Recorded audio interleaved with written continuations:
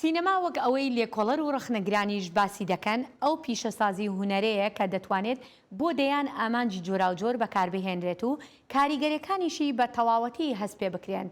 زۆر جار لە سینەماکارانم بیستووە یان لە بەشێکی ئەو ڕخنەگرانش کە باس لە سینەما دەکەن دەڵێن سینەما وێناکردن و وێنەگرتنی خەونەکانە، نە هەر ئەوەندا بەڵکو سینەماکارە ناودارەکانی جیهانیش کۆک و هاوڕان لەسەر ئەوەی سینەما بەستنەوەی مرۆڤە بە جیهانەوە. کەهی تیتاب سینەماکارە و بە فیلمێکی تایبەت لەسەر کۆڵبەرانی کورد بەشداری لە فیستیڤاڵی سینەمادا کرد لە شاری نیویۆرک و ئێستاش میوانی زایڵەی داهێنانە. کاکەهی سپاس بۆ ئامادەبوونت. فیلمەکەت چەندێک توانی پەیامی مرۆڤانەی کۆڵبەرانی کورد بگەیەنێت بە بینەرانی بیانی؟ زۆر سپاس بۆ میوانداریە. من فیلمی کۆڵبەر سەرەتا بۆ خەڵکی بیانی دروست کردووە، چونکە ئێمە وەک کورد ئێمە لە کێشە یەکتر دەگەین، ئێمە دەزانین کۆڵبەرەکان چ دەردەسەریەک بەسەر دەبن، چ ناخۆشیەک بەسەر دەبن، بەڵام خەڵکی جیهانی تا ئێستا لە کێشەکانی کوردستان نەگەیشتون. بۆیە من بڕیارمدا ئەم فیلمە دروست بکەمەوە لە ڕێی فیلمی کۆڵبەران باسی کوردستانی گەورە بکەم، چونکە ئەوان نمونەیەکی گەورەی نیشتیمانن. من ئەم فیلمە لە ساڵی 2024 کۆتاییم پێهێنا لە میلان لە فستیڤاڵی دوێمێڵا ترێنتێ بەشدار بووم. لەم فستیڤاڵەدا توانیم خەڵاتی یەکەم بەدەست بێنم لە شاری میلان.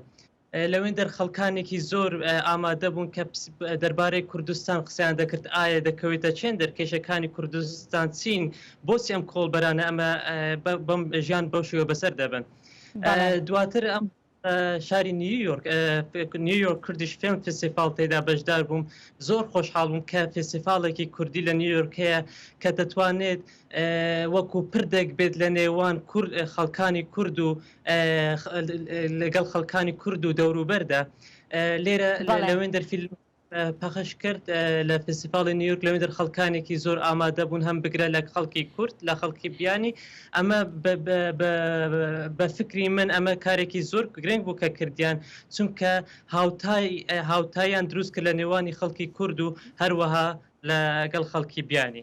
بەڵێ باشە کاکەهی کامیان بەلای تۆ گرنگتر بوو وەک دەرهێنەری فیلمەکە؟ کارکردن ببوورە لەسەر دڵنیابوون بۆ گەیاندنی پەیامی کۆڵبەرەکان یان کارکردن بوو لەسەر بەکارهێنانی تەکنیکەکانی کارکردنی سینەمایی؟ بێگومان سینەما هونەرێکی گرنگە. کورد زۆر پێویستە بتوانێت پەیامەکەی لە ڕێگای سینەمادا بگەینێت، چونکە سینەما پێک دێت لە بینین و بیستن کە دوو هەستیارترین ئامرازی کە دوو بەهێزترین ئامرازی هەستپێکردنن. ئەوەی لای من لە هەموو شتێک گرنگترە بتوانین چیرۆکەکە بگەینم، چ لە ڕێی نووسین بێت، چ لە ڕووی شار بێت، لە ڕووی سینەما بێت. بەڵام من کە حەزم لە کاری سینەمایە کە لە ناو کاری سینەمادا کار دەکەم، پێم وابوو زۆر گرنگە کە بتوانم فیلمێک یان بەڵگە فیلمێک دەربارەی کۆڵبەران دروست.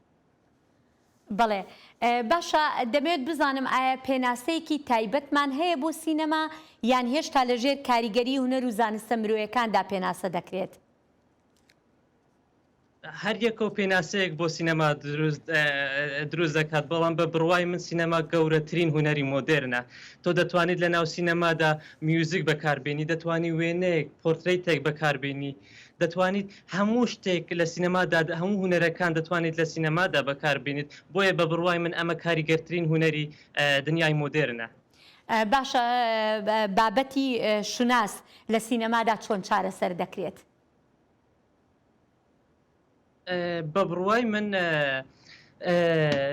ئێمە کاتێک باسی سینەما دەکەین، ئێمە سینەما لە چیرۆک کە گەورەترین شت لە سەروی هەموو شتێکدا لە سینەمادا چیرۆکە. ئێمە چۆن بتوانین چیرۆکەکان بگەینین. بە بڕوای من چیرۆک لە هەموو شتێک گرنگترە. باشە کاکەهی، دەمەوێت بزانم بە سیاسیکردنی سینەما چەندێک دەبێتە مەترسی بۆ سەر ئایندەی سینەمای کوردی؟ بۆ خۆی سیاست بەشێک شتێکە و سینەما شتێکە من نامەوێت هەردووشت مەبەستم ئەوەیە بەڵێ مەبەستم ئەوەیە جاری وایە بە سینەما بە سیاستکردنی سینەما یاخود کاتێکە فیلمێک پێشکەش ئەکرێ یاخود فیلمێک دەرەهێنرێت چیرۆکەکە بە سیاسی کرابێ مەبەستم لەمەیە. بە بڕوای من نابێت گۆڕانکاری لە چیرۆکەکەدا بکرێت چه سیاسی بێت یان هەر یان کللتوری بێت هەر دەبێت چیرۆک وەک خۆی بگەینێتن بەڵام لە ئێستادا بە بڕوای من لە کوردستان ئێمە کێشەیەکی گەورەترمان هەیە کە ئایا سیاسی بیان سیاسی نەبی کێشەکە ئەوەیە ئێمە لە ڕۆی ژمارەی وە زۆر کەم چیرۆکمان هەیە ئێمە ینی زۆر کەم ببوورە فیلممان هەیە کوردستان من دەتوان بڵێم خزینەی چیرۆکە بۆ دروستکردنی فیلم بەڵام ئێمە نەمانتانیوە ئەو هەموو چیرۆکانە بگەینین من دەڵێم ئێمە لە کوردستان لە کوالیتی کێشەمانیە لە سینەما بەڵام کوانتیتی زۆر چەندەها چیرۆکەن نەمان کردوونە فیلم خۆشحاڵیەوە لە چەند ساڵی کۆتاییدا لە دەتوان بڵێم لەم 5 ساڵی کۆتاییدا فیلمی زۆر دروست کراون لە کوردستان بە بڕوای من ئەگەر بەم شێوەیە بەردەوام بێتن پاشە ڕۆژی سینەما لە کوردستان زۆر باشتر دەبێتن جاکە ئەگەر بە سیاسی بکرێیان بە سیاسیەوە ئەوە بابەتێکی ترە بەڵێ دەزانین یعنی هەوڵ زۆر هەیە لە ناو کووردا بۆ کارکردن لە بواری سینەما بەڵام ئەوەی دەمەوێت بپرسم ئایا ئێمە سینەمایەکی کوردیمان هەیە؟ من دەتوان بڵێم ئێمە سینەمای کوردیمان نیە سینەماکات سینەمای کوردی کاتێک دروست کە تو ڕۆژانە فیلمت هەبێ پێشان بدەیت ئێمە لە ساڵێکدا لاوانەیە 6-7 فیلمێک دروست بکەین یانە ئەگەر ئێمە گوتمان لە ڕووی ژمارەوە زۆر بێتن ئەوە دەتوانین بڵێن سینەمای کوردیمان هەیە بەڵام هەتا ئێستا ئێمە بە بڕوای من ئێمە سینەمای کوردیمان نییە. باشە ئێمە دەبینین لە هەرێمی کوردستان ئەگەر ئێمە سەری هەرێمی کوردستان بکەین کۆمەڵێک یعنی ساڵانە کۆمەڵێک فیستیڤال و دیدار و سینەما با بڵێن بۆ سینەما ڕێک دەخرێت ئایا ئەمانە بۆ چوونی تۆ هەبوونی سینەمای کوردی نین؟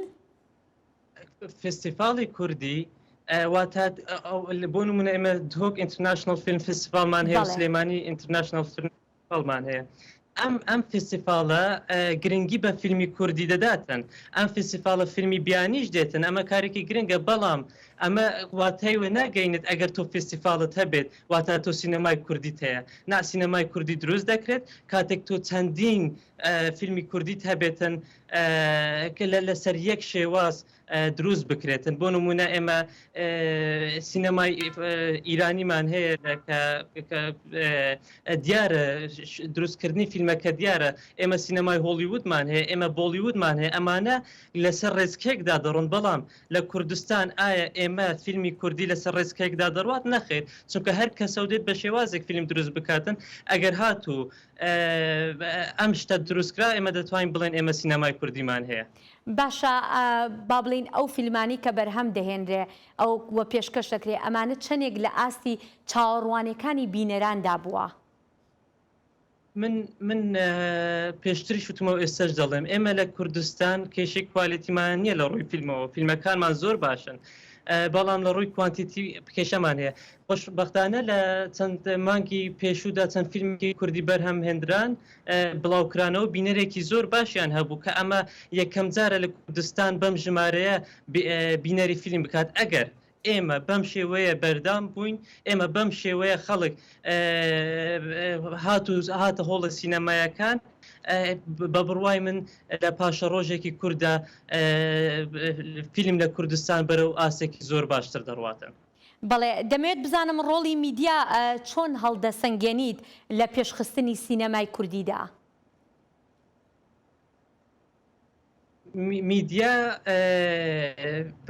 ئێمە میدیاکە زۆر ناوخۆیە لە میدیا لە کوردستاندا کە باسی هەموو شتەکان ناوخۆین ئێمە بۆ نمونە پێویستمان هەیە کەسانی دەرەوە لە دەربارەی فیلم باز بکەن یان کەسانی کورد لە میدیای دەرەوە کار بکاتن و باسی فیلم بکات بەڵام ئەگەر ڕۆڵی میدیا بپرسید لە دەربارەی فیلم میدیا کاری کردووە بەڵام من ناڵێم زۆر بە باشی کاری کردووە ئەگەر بکرێن چونکە میدیا و سینەما نزیکێکن ئەگەر بکرێن هەردووکیان یارمەتی یەکتر بدەن زۆر باشتر دەبێتن. بەڵێ دوا پرسیاریشم ئەمەیە دەمەوێت بزانم ئایا فیلمە کوردیەکانی سینەما توانی ویانە کاریگەری ئابووری و پیشەسازی و کولتوریان هەبێت؟ کێشەکانی ئابووری ببوورەتێ نەگەیشتم ئابووری مەبەستم ئەوەیە ئەو فیلمە کوردیانی کە بەرهەم هێنراون توانای ئەوەیان هەیە کە با بڵێن هاوکار بن بۆ پیشەسازی ئابووری و یان پیشەسازی کولتوریا بۆ کولتوری؟ بە بڕوای من بۆ نمونە ئێمە پێشی سەباسی فستیڤاڵی کوردیمان دەکرد لە کوردستان لە هەر لە هەول لە سلێمانی. ئەم فستیڤاڵانە کاتێک دروست دەکرێن خەڵکانی بیانی دێن، کاتێک خەڵکانی بیانی دێن سەردانی دهۆک دەکەن یان سەردانی سلێمانی دەکەن، هاوتای کللتوری ئەم دووشارە دەبێت. ئەمە کارێکی باشە کە دەکرێتن. بەڵام ئەمە بەس نییە، ئێمە پێویستمانە بە پێویستمان بە فستیڤاڵی زیاترە، پێویستمان بۆ ئەوەی هاوتای کللتورەکەمان بێت. تۆ باسی ئیکۆنۆمیت کرد، ئیکۆنۆمیەکە ئێم بۆ نمونە من فیلم دروست دەکەم، بەڵام من نایم خەڵک بێنمە سینەما و بۆ ئەوەی ینی لەسەر من پێویستە فیلم دروست بکەم. خەڵکێک دێت یان نایێت ئەوە کارێکی ترە، ئەوە لەسەر مڕاناوە ستۆک سینەماکە. بەڵێ کاکە هیتی تاب زۆر سپاس دەکەین بۆ بەشداریکردنت لە بەرنامەی زاڵەی داهێنان.